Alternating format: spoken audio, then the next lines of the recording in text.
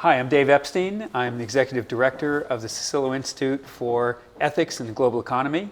I'm here with Johan Stromquist, who is the CEO and founder of SingleTechnologies. We're here in Stockholm at their headquarters, and welcome. Thanks. Thank you. So first I want to thank you and the company for allowing us to feature you and the company in our 2025 Susilo Business+Ethics case competition. And I'd like to get some understanding of some things about the culture and the values of the company. So maybe we can start with when you started the company. Maybe you can tell me about the culture you wanted to build, the values that you have, and why you started Single. I started offering services. So during my PhD, I was working with imaging technologies, advanced imaging technologies, and I tried to understand how live cells worked at a very fundamental, a very detailed level. So the business idea was basically to try out drugs and see how they affected certain pathways, certain signal pathways within cells.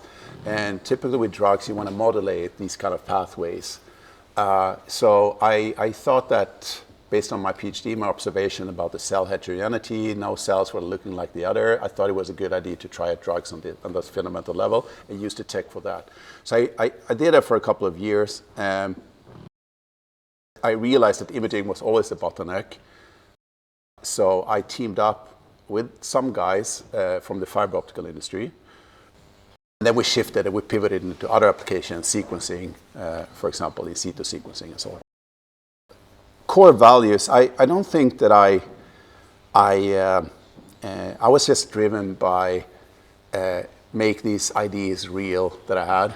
I believed in them. So is that something that you find is normal in Sweden, or do you think that your direction here in starting a company is unique? I had a cousin who also founded companies, so maybe it's something. I mean, I had had relatives that started companies and so on. So maybe that either it's part of genetics or it's just culture that there's somebody else doing it. It's hard to say. It's what I believe. Is Sweden or Stockholm a good place to start companies? Yeah, I would say it is. It's a lot of good people here. We have a good educational system with KTH, Royal Institute of Technology. We have the Karolinska, which you might have heard of. I mean, so we have great engineers. So many companies come from Stockholm. You have Spotify, that's the obvious one. Klarna, I don't know if you have that in the US, but there's quite a lot. Tell me how you think of the product that Single is bringing to the market. How will that benefit society? I already thought about this when I started it. I believe in let's say the data-driven approach. You can solve anything. You still need to take wise decision and create a good assays. I mean, there has to be some clever ideas behind it.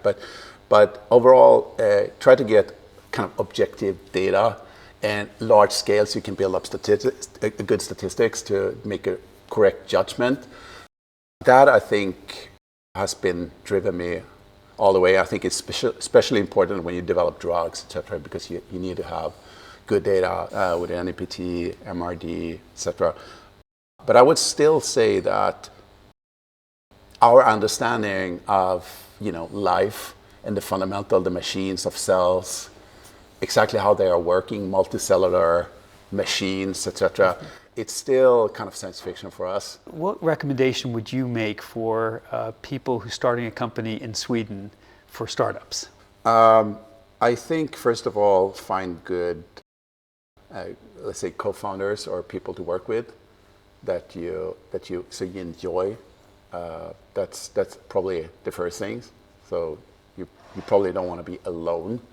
I would think twice who I raise capital from or who I sell parts of my company to, if I have the luxury to select that, and maybe also try out to raise a little bit more money in the beginning if you can. So I think Swedes are a little bit hesitant to raise larger capital early on, while in the US probably more common that you raise larger amounts in the beginning.